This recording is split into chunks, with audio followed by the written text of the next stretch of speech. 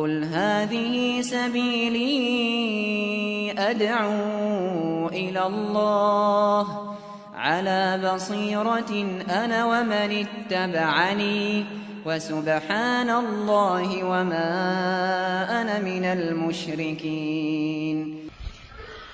الحمد لله رب العالمين والعاقبة للمتقين ولا عدوان إلا على الظالمين، وأصلي وأسلم على نبينا محمد وعلى آله وأصحابه ومن اهتدى بهديه إلى يوم الدين.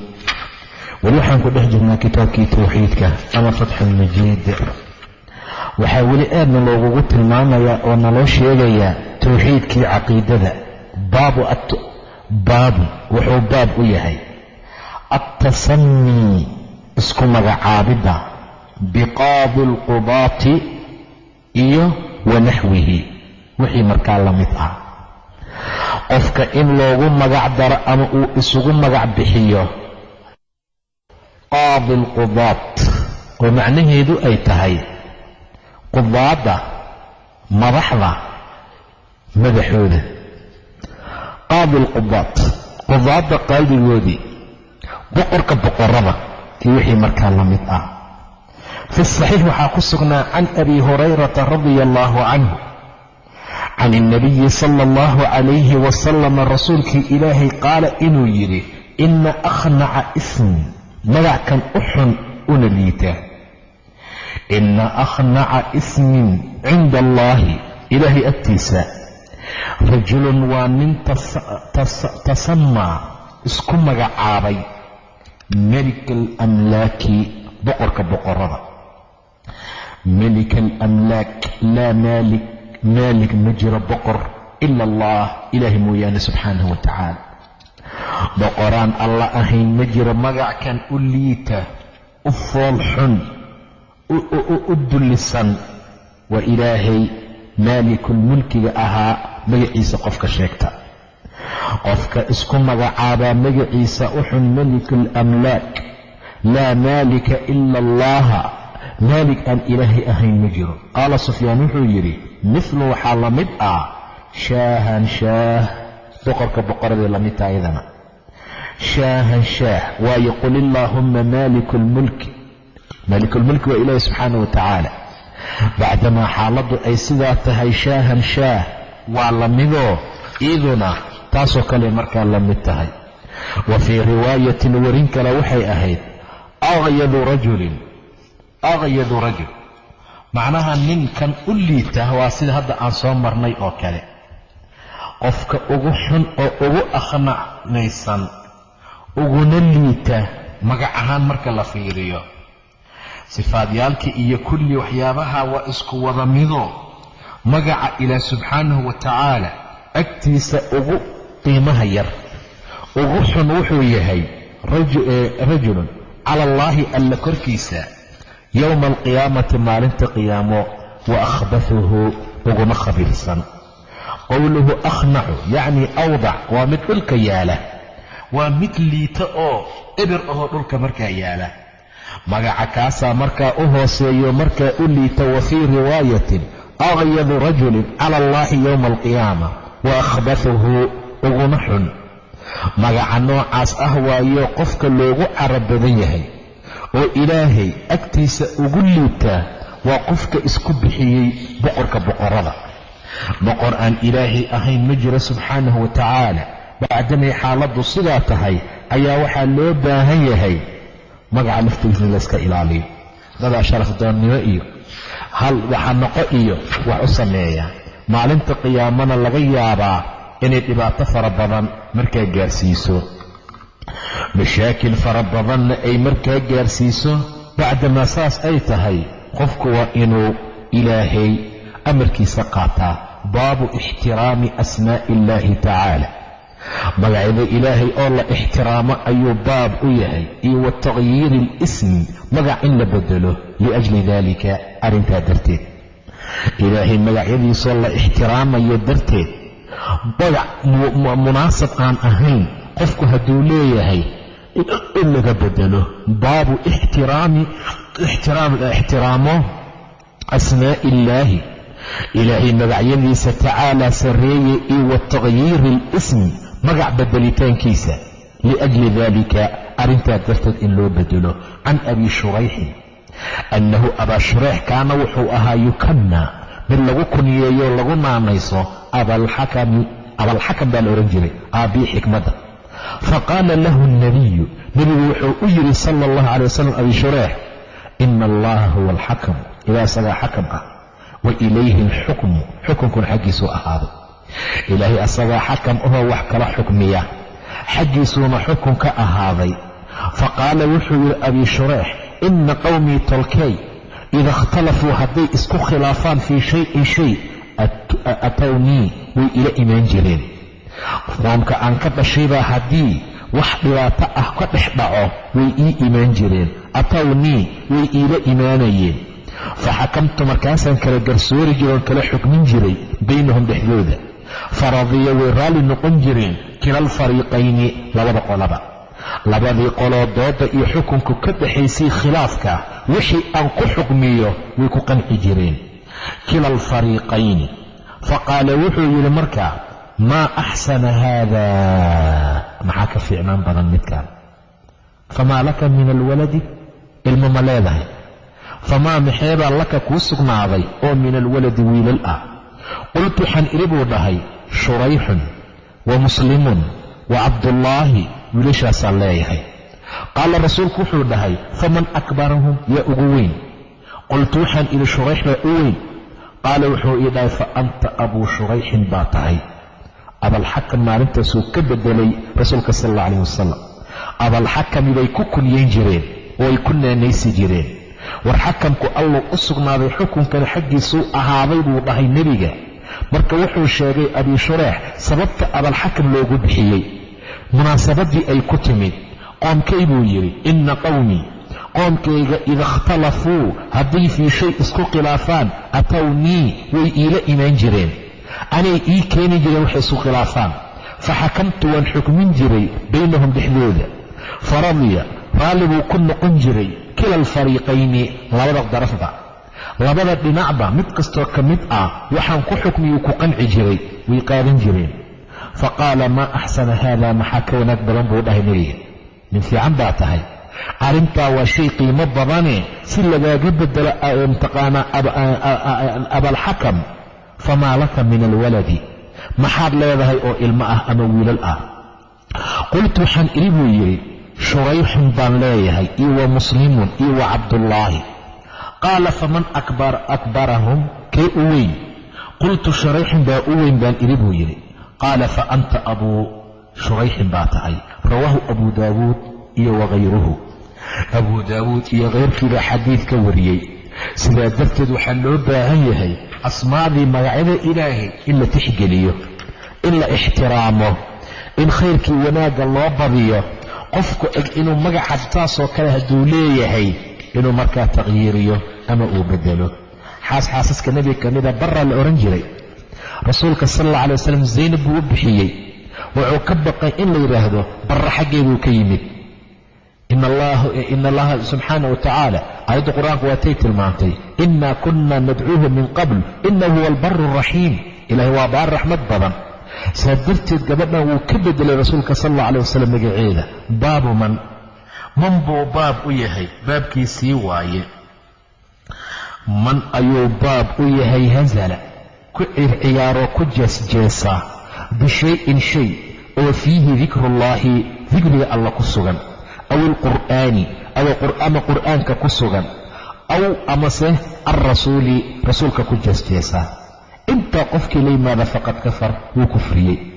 baabu man hazala, qofkii ku ciyaaro ku jeesjeesa baabkiisii waaye, bishayin shay oo fiihi dikrullaahi, dikriga alla ku sugan, aw alqur'aani ku sugan, aw amase alrasuuli, rasuulkaba ku jeesjeesaa. intaa qofkii la yimaadaa faqad kafar, macnaha inuu kufriye buu baab u yahay. iyo wa qowlu llahi tacaala, ilaaha sarreeye qowlkiisa uu dhahay, walain sa'altahum, haddii la weydiiyo oo la dhaho ka warrama xaaladan maxay ku timid oo waxaan aad u samayseen, layaquulunna, waxay odhanayaan inamaa kunaa naquudu wanalcab, waa iska ciyaaraynayo waa iska dhex dabaalanaynay. walain sa'alta, haddaad weydiiso hum ayaga oo la su'aaloo la dhaho maxaa idinku kalifay oo diinta wax uga sheegteen, layaquulunna waxay leeyihiin inamaa in kale maahee kunnaa waxaan ahayn nakhuudu kuwa iska dabaasha, wanalcabi ciyaara. qul dheh abillaahi ilaahi wa aayaatihi aayaadkiisa wa rasuulihi iyo rasuulkiisa miyaad kuntum ahaateen tastahzi'uuna kuwa ku jeesjeesa. fa ilaahay iyo aayaadkiisa iyo rasuulkiisaad ku jeesjeesaysiin miya? laa tactadiruu ha cudurdaaranina, qad kafartum waad kufriseene. iimaankiinnii kadib ayaad markaa kufriseen. can ibni cumara, ibni cumar waxaa laga wariyey, wa muxamed ibnu kacab iyo wasayd ibnu aslam iyo wa qataada, dakhala inuu soo galay xadiidu bacdihum, qaarkood xadiidkiisa fii bacdin qaarka kala dhex galay. intaba xadiidku way wariyeen, laakiin waxaa waaye xadiidkoodii baa isdhex galay. oo dakhala xadiidu bacdihim fii bacdin annahu qaala inuu yidhi rajulu nin oo fii qaswati tabuuka, duulaankii tabuuka markii lagu jiray ayaa nin dadkii la socday wuxuu dhahay maa ra'aynaa ma aanan arkin mithla quraa'ina quraa'deena oo kale, haaulaa'i ee kuwaan ah, saxaabaday ula jeedaan, arqaba butuunan kuwa caloolo waaweyn, wax cunitaan badan macnaha, walaa akdaba alsunan cadna ka been badan, walaa ajbana kana fulisan cinda alliqaa'i la kulanka cadowga markay la kulmaan, yacni rasuula allahi iyo wa asxaabahu alquraa bay ula jeedaan. laa ilaaha ila allah. sida loo socday buu yidhi, ay dhaheen ay nin ka mida wuxuu yidhi quraa'deenaan, nimankan quraa'da lagu tilmaamayo ee saxaabada iyo nebiga la socda ah, ma arkin weligeen wax ka rajo badan. arqabka waxaa waaye dadka raqbada qaba, butuunan xagga caloolahooda, caloolo waaweyn yihiin, wax unbay cunayaan, way raqbaynayaan, way jecel yihiin mar kasta.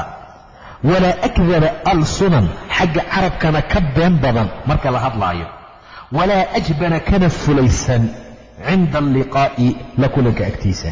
marka cadowga lala kulmana waa fulayaal, yacni rasuula allahi sala allahu calayh wasalam bay ula jeedaan iyo wa asxaabahu asxaabtiisa alquraa'a.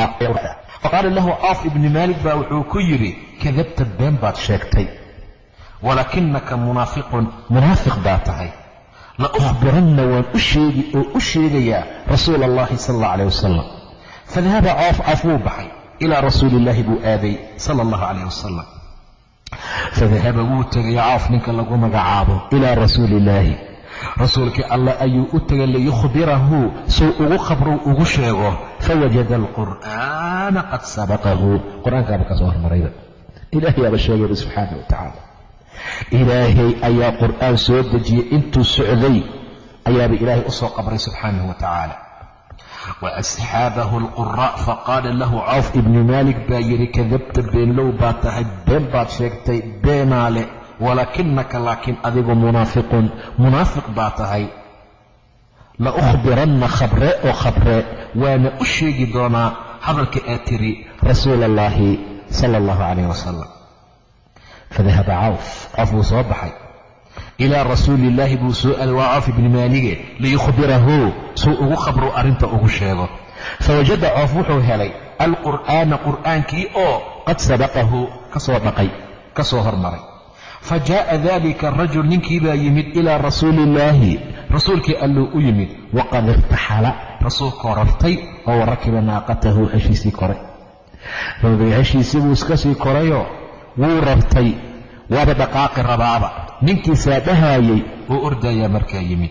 faqaala wuxuu dhahay yaa rasuula allahi, rasuulkii ilaahayow, inamaa in kale ma ahee kunnaa waxaanu ahayn nakhuudu kuwa iska dhex dabaasha hadalka, wanataxadadu waa isaga sheekaysanaynay xadiida arakbi, sheekada jidka, safarka sheekadiisa. marka jid dheer lagu socdo, 3 qofna aad tihiin la sheekaysanayo, socodka lama dareemayo. laakiin shib haddii la yaho la socdo ama keligaa aad tahay, dhulku waa kugu dheeraana, soo maha. saa darteed baa wuxuu yidhi wax kale nagama ahayn, hadalkan aan ku hadlayn calolawaawenyaalkan iyo fulayaashaan iyo beenaalayaashaan jidkaan ku goynaynay macnaha wax kale kama wadin inamaa kunaa nakhuudu waan iska dhex dabaallanaynay wanataxaddathu waa sheekaysanaynay xadiida arakbi safarka sheekadiisa naqtacu bihi waan isaga goynaynay anigoo biniscati rasuulillaahi rasuulka hashiisa xarigeeda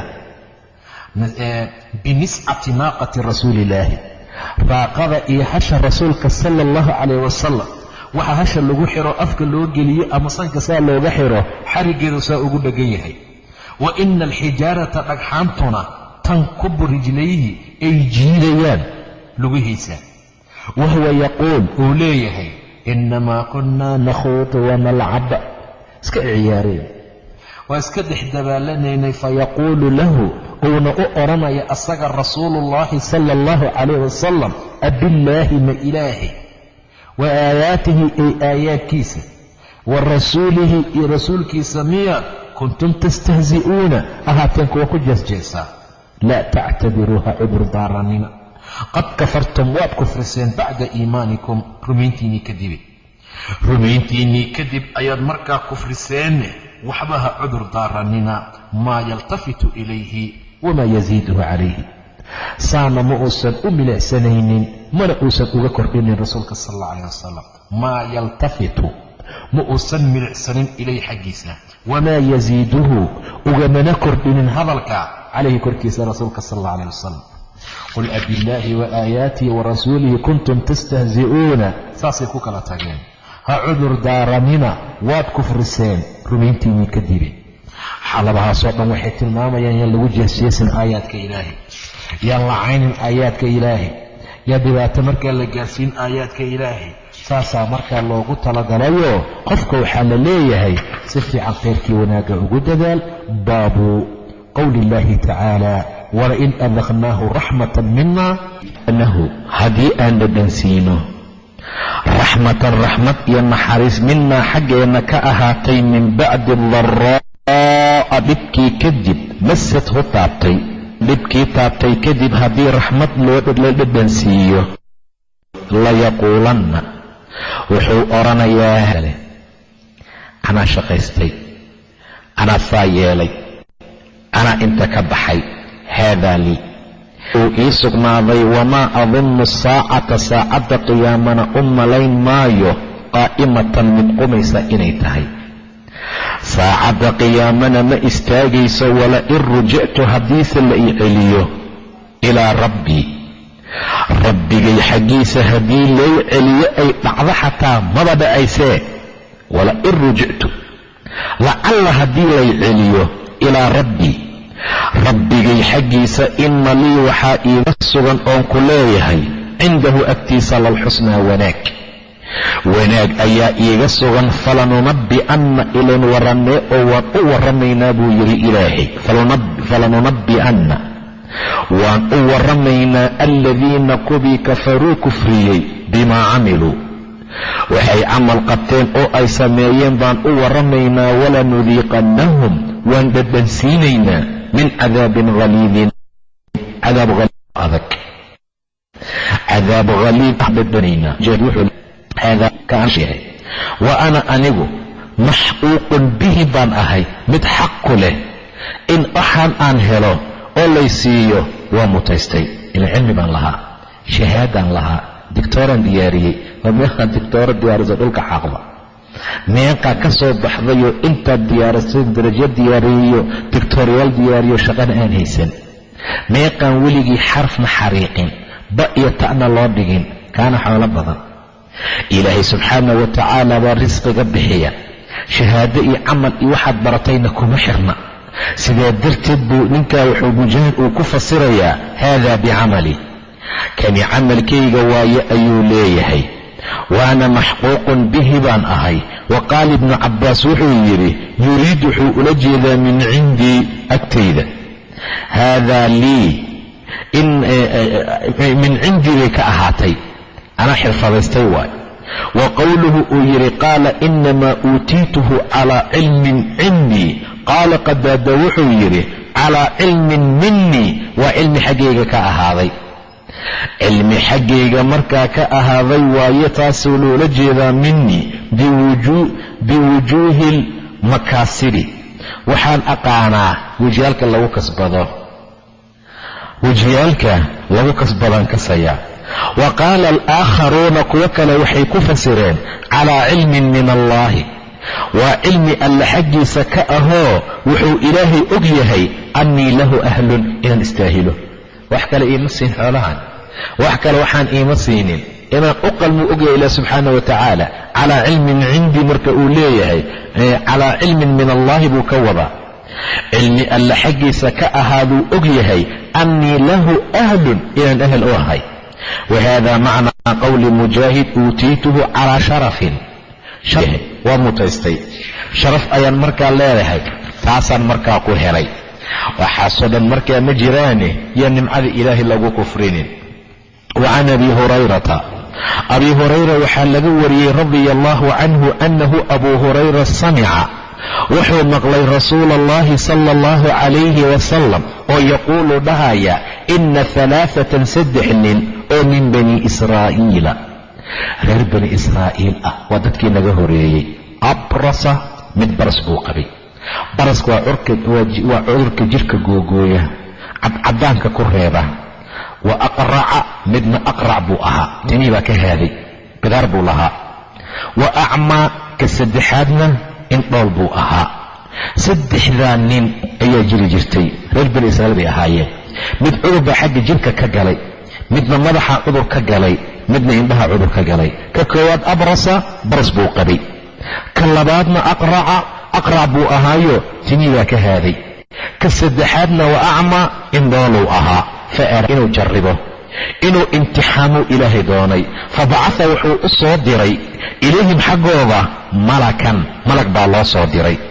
fa ataa wuxuu u yimid malagii alabrasa, kii baraska qabay, kii baraska qabay oo korku ka go'go'ayoo kor cadaadka ku dhacay ayuu u yimid. faqaala wuxuu yidhi ayu shayin axabu ilayka, xaggaaga maxaa loogu jeceyl badan yahay, wadiba maxaad jeceshahay?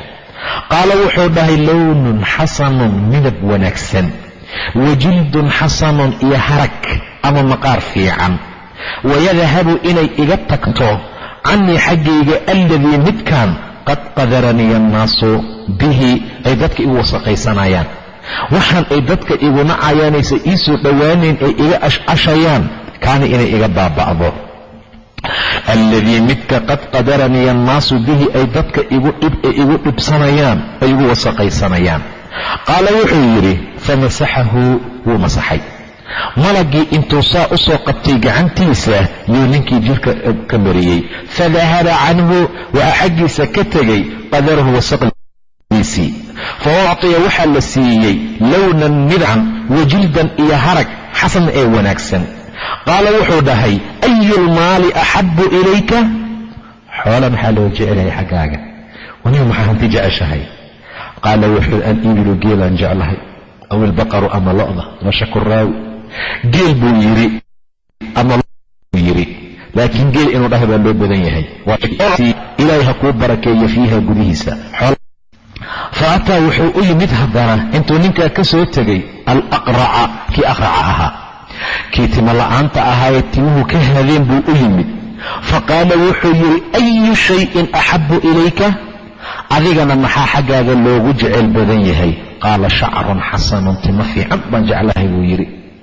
wayadhabu inay iga tagta canii xaggayga alladii midka qad qadaraniya annaasu bihi, ay dadka igu nacayaan, waxaan ay dadka igu wasaqaysanayaanna inay iga baaba'do. famasaxahu, waa uu masaxay. fadahaba canhu, way ka tagtay xaggiisa. wa uctiya waxaa la siiyey shacran xasanan, tima aad u qurux badan. qaala wuxuu yidhi ayulmaali axabu ilayka, war xoole maxaa loo jecelaya xaggaaga? wa ayulmaali, maalkeedaa axabu loo jecel badan yahay ilayka xaggaaga? qaala wuxuu yidhi albaqaru, lo'da, aw ilibil, ama geela. fa uctiya waxaa la siiyey baqaratan, lo, xaamilan, xaamilo ah, sac xaamilo ah ayaa markaa la siiyey. qaala wuxuu yidhi malagii baaraka allaahu laka fiiha, allah kuu barakeeyo xoolahaaga. faata alacmaa indhoolkii buu u yimid haddana faqaala wuxuu yidhi ayu shayin axabu ilayka maxaa xaggaaga loogu jecel badan yahay? qaala wuxuu yidhi an yarudda allaahu inuu ilaahay ii soo celiyo calaya korkayga basarii indhahayga, in ilaahay indhoolaan ahee indhaha ii soo celiyo, fa ubsira bihi nnaasaan dadka iska arko taasaan jeclaan lahaa. famasaxahu waa uu masaxay. faradda allaahu ilaahay baa u soo celiyey ilayhi xaggiisa basarahu araggiisii. qaala wuxuu dhahay fa ayu lmaali axabu ilayka? hanti ii maal maxaa xaggaaga loo jecel yahay? qaala alghanamu, arigan jeclahay buu yidhi. erigaan jeclahay buu yidhi, alghanam, arigaan jeclahay. fa ucطiya waa la siiyey shaatari waalidan uur leh oo dhali rabta. faintaja haadaani, labadani way u dhaleen. wawallada haadaa, kanna way u dhashay.